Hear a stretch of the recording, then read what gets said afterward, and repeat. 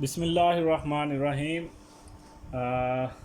मैं हूं मोहम्मद सुफियान और हम डिस्कस करने वाले हैं कुरियन। फ़िज़िकल केमिस्ट्री का ये एक बहुत इम्पोर्टेंट टॉपिक है इलेक्ट्रोकेमिस्ट्री चैप्टर के हवाले से। तो कुरियन के बारे में आप लोगों ने पढ़ा होगा प्रीवियस क्लासेस में। कुरियन के बारे में जब भी हम सुनते हैं तो हमें एक ही लफ्ज़ जो है वो हमारे जहन में आता है, वो जंग का आता है, रस्टिंग का आता है। तो आइए हम देखते हैं कुरियन के क्या है और ये इनकी क्या काइंड्स हैं और ये इसकी थ्योरी क्या है और इससे हम कैसे बच सकते हैं। कुरियन कहा जाता है कि कोई भी आपके पास मेटल है और वक्त के साथ साथ अगर वो अपनी मयार खो देती है, उसकी कॉस्ट कम हो जाती है, उसकी वैल्यू कम हो जाती है, उसको हम कुरियन का नाम देते हैं कि उसको कुरियन, उस पर जो इफ़ेक्ट हो चुका है वो कुरियन का हो चुका है, जिसकी वजह से उसकी वैल्यू क्या हो जाती है, कम हो जाती है। हम इसको कह सकते हैं deterioration of any metal on the basis of economic value, उसकी कम हो जाती है, उसको हम कुरियन का नाम। हम इसको रस्टिंग ऑफ आयरन भी कहते हैं सिंपल वर्ड में। ये हमारे पास कुरियन जो है वो कई तरह की हो सकती हैं। रस्टिंग हो सकती है, कॉपर कुरियन हो सकती है और इस तरह की बहुत सारी इकसाम है। इनऑर्गेनिक केमिस्ट्री में आप इसको डिटेल से पढ़ सकते हैं। इसकी हमारे पास दो मेन टाइप्स हैं जो हम इसको डिस्कस करते हैं फ़िज़िकल केमिस्ट्री में। एक ड्राई कुरियन है और एक वेट कुरियन है।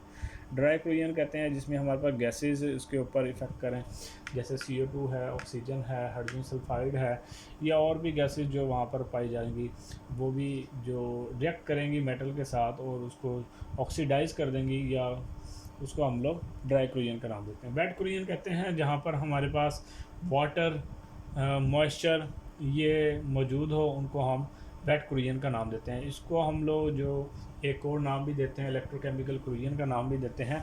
और इसी के हवाले से फ़िज़िकल केमिस्ट्री में हम डिस्कस करने वाले हैं कि इलेक्ट्रोकेमिकल थ्योरी क्या है फॉर कुरियन के लिए। तो आइए अब हम कोई एग्जांपल लेते हैं, हम रस्टिंग ऑफ आयरन की ले लेते हैं और उसके हवाले से हम इलेक्ट्रोकेमिकल थ्योरी को हम थोड़ा सा डिस्कस कर लेते हैं, तो हमें जो है ना वो आसानी से समझ आ जाएगी। सपोज़ करते हैं ये हमारे पास एक आयरन रॉड है और ये हमारे पास उसकी हमने एक एटमॉस्फेयर शो की है। यहाँ पर हमारे पास दो तरह की गैसेस मौजूद हैं, कार्बन डाइऑक्साइड है, ऑक्सीजन है। और इस आयरन रॉड के ऊपर हमारे पास ये वाटर के ड्रॉप्स जो हैं वो मौजूद हैं मॉइस्चर की वजह से। तो याद रखिएगा इन्हीं ड्रॉप्स का किसी भी आयरन रॉड के ऊपर मौजूद होना, ये उसका पहला स्टेप है कुरियन का। मॉइस्चर का आयरन रॉड का ऊपर पाया जाना, ये कुरियन का पहला स्टेप है जो स्टार्ट हो जाता है। नेक्स्ट फिर हमारे पास क्या होता है कि कार्बन डाइऑक्साइड और वाटर, हमारे पास वाटर में क्या हो जाती हैं, डिज़ोल्व होती हैं। Carbon dioxide water dissolve in water, यहाँ पर वो डिज़ोल्व हो जाएंगी। तो आपको पता है कि कार्बन डाइऑक्साइड और वाटर मिलकर हमारे पास क्या बनाते हैं, कार्बोनिक एसिड बनाते हैं, H2CO3 बन जाएगा। H2CO3 वाटर में आयोनाइज होता है, 2H positive plus CO3 negative, 2 ions. तो ये हमारे पास हाइड्रोजन आयन और कार्बोनेट आयन में कन्वर्ट होता है और आयोनाइज होता है। वाटर खुद भी ऑटो आयोनाइजेशन शो करता है, H पॉजिटिव OH नेगेटिव की फॉर्म में मौजूद होगा। अब प्रोसेस क्या होगा कि जब आयरन के ऊपर ये मॉइस्चर या इस तरह की जो वाटर वगैरह आ जाते हैं तो आयरन ऑक्सीडाइज हो जाता है, 2 इलेक्ट्रॉन्स वो आयरन रॉड के ऊपर छोड़कर और ख़ुद ऊपर क्या हो जाता है, ट्रांसफ़र हो जाता है। Fe2 पॉजिटिव, मैंने यहाँ पर दो आयरन के मॉलिक्यूल्स, आयरन के एलिमेंट्स को मैंने ऊपर मूव करवाया है, Fe2 पॉजिटिव, तो ये 2Fe है। यहाँ पर पीछे 4 इलेक्ट्रॉन्स हमारे पास क्या आ जाएंगे, रिमेनिंग रह जाएंगे। ठीक है, हमें इक्वेशन सॉल्व करने में आसानी होगी। तो ये हमारे पास आयरन है, आयरन अपने 2 इलेक्ट्रॉन रिलीज़ करके, ठीक है, वो ऊपर जो सरफेस पे हैं वो वहाँ पर चले जाएंगे। तो ये हमारे पास अगर 2Fe हमारे पास हैं तो ये हमारे पास 4 इलेक्ट्रॉन्स इसके बन जाएंगे। और अब ऑक्सीजन जो है, ऑक्सीजन ये वो जो 2 इलेक्ट्रॉन्स है ये मूव करके चले जाएंगे और ऑक्सीजन इन इलेक्ट्रॉन्स को क्या कर लेगा, रिसीव कर लेगा। यानी कि रिडक्शन का प्रोसेस ऊपर होगा और ऑक्सीडेशन का प्रोसेस आयरन रॉड के ऊपर होगा। ये याद रखिएगा कि आयरन रॉड एक्ट एज आ एनोड के तौर पर काम करेगा और ऑक्सीजन एज आ कैथोड के तौर पर काम करेगा। कैथोड के बारे में अगर आपने देखना हो कि कैथोड कहाँ पर कैथोड का प्रोसेस कहाँ पर हो रहा है, तो जहाँ पर ऑक्सीजन की कंसंट्रेशन ज़्यादा होगी वहाँ पर कैथोड प्रोसेस होगा। तो यहाँ पर ऑक्सीजन है और ये 4 इलेक्ट्रॉन उससे रिसीव करेगा और साथ इसके हाइड्रोजन यहाँ पर मौजूद होंगे। इसके 4 हम कर लेते हैं हाइड्रोजन के, ये हम इसको बैलेंस करने के लिए मसलन हाइड्रोजन और 4 इलेक्ट्रॉन के साथ मिलकर वो किस में कन्वर्ट हो जाएगा, वाटर में कन्वर्ट हो जाएगा। आइए हम ओवरऑल इक्वेशन इन दोनों को लेके करेंगे कि हमारे पास कैसे प्रोसेस हो रहा है। ठीक है, ये हमारे पास इसमें ऑक्सीडेशन हो रही है, ठीक है, और यहाँ पर हमारे पास क्या हो रही है, रिडक्शन। ठीक है, तो यहाँ पर ऑक्सीजन और ये मिलकर वाटर बना देंगे। तो ये ओवरऑल इक्वेशन क्या होगी, 2Fe आ जाएगा, O2 आ जाएगा और 4H पॉजिटिव हमारे पास आ जाएगा। 4 इलेक्ट्रॉन से क्या हो जाएंगे, कैंसिल आउट हो जाएंगे, 2Fe2 पॉजिटिव और 2H2O।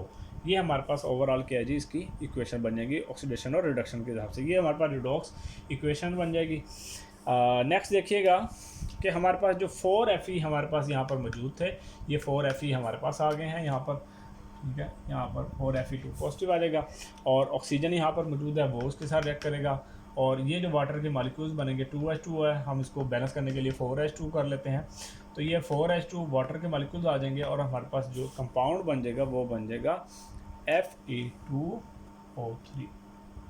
ठीक है, आयरन ऑक्साइड बन जाएगा और 8 हाइड्रोजन पॉजिटिव। अब आयरन ऑक्साइड फर्दर वाटर के मॉलिक्यूल के साथ रिएक्ट करता है और क्या बनाता है, hydrated iron oxide, that is known as oxides of iron. यही हमारे पास क्या कहलाती है, रस्टिंग। ठीक है, रस्टिंग हम कहते ही उसी को है जिसमें हमारे पास क्या जी, ऑक्साइड बन जाते हैं आयरन के, उसको हम रस्टिंग का नाम देते हैं।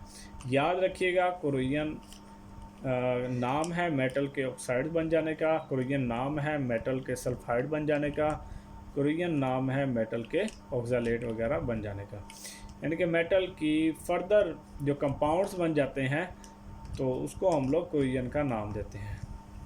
ठीक है, तो how can we prevent the corrosion, हम कोरियन से कैसे बच सकते हैं और हमें इसकी ज़रूरत क्यों पेश आती है।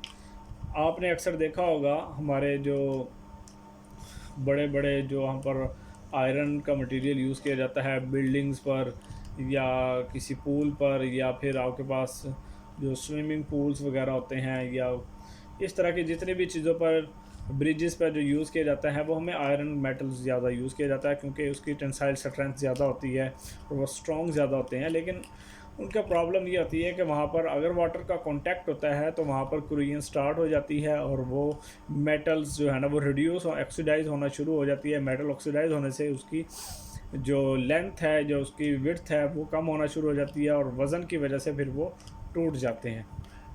इससे हम कैसे बच सकते हैं, उसकी जगह पर हम क्या यूज़ कर सकते हैं। याद रखिएगा, कोरियन से बचने के लिए हम लोग को दूसरी मेटल भी यूज़ करते हैं, जैसे इनर्ट मेटल है, प्लाटिनम है, गोल्ड है, और इसी तरह एलुमिनियम मेटल को भी ज़्यादा यूज़ किया जाता है। हमारे पास जो घर की बिल्डिंग्स में हम जो वायरिंग वगैरह करते हैं उसमें हम एलुमिनियम की जो है ना वो वायरिंग वगैरह करते हैं, एलुमिनियम की शीट्स यूज़ करते हैं। एलुमिनियम को हम इसलिए यूज़ करते हैं क्योंकि एलुमिनियम पर कोरोजन कम होती है, एलुमिनियम पर कोरोजन ना होने के बराबर होती है। उसकी रीज़न भी यही होती है कि एलुमिनियम के ऊपर एलुमिनियम ऑक्साइड की एक क्या होती है, कोटिंग मौजूद होती है ऑलरेडी, जिसकी वजह से उसके ऊपर नहीं हो पाती। तो हम मेटल चेंज करके भी हम कोरोजन से बच सकते हैं। और इसके अलावा भी मेथड है, हम इलेक्ट्रोप्लेटिंग कर सकते हैं। इलेक्ट्रोप्लेटिंग के बारे में आपने पढ़ा होगा, ठीक है, कि हम कैसे कर सकते हैं कि अगर आप एक मेटल की दूसरे मेटल के ऊपर आप कोई भी लेयर आप कोट कर देते हैं तो उसको इलेक्ट्रोप्लेटिंग का नाम देते हैं। गैल्वेनाइजेशन आप कर सकते हैं, आप कोरोजन इनहिबिटर्स यूज़ कर सकते हैं, आप पेंट कर सकते हैं, या और बहुत सारे तरीके आ रहे हैं कोरोजन से बचने के लिए, तो वो हम सारे करके हम कोरोजन से बच सकते हैं। यानी कि आपने एयर का और वाटर का कॉन्टैक्ट बचाना है मेटल से, तो वो आप लोग उसके ऊपर कोई भी इस तरह की कवरिंग करेंगे जिससे आपका वाटर और एयर का कांटेक्ट बच जाए, तो आप कोरोजन से बच सकते हैं। तो ये हमारे पास है कोरोजन, और इंशाल्लाह आपको समझ आ गई होगी। और मज़ीद अगर आपको कोई क्वेश्चन होता है तो आप कमेंट में जाकर क्वेश्चन कर सकते हैं, और अगर आपको समझ ना आए तो आप हमें बता सकते हैं। Thank you for watching. अल्लाह हाफिज़, टेक केयर।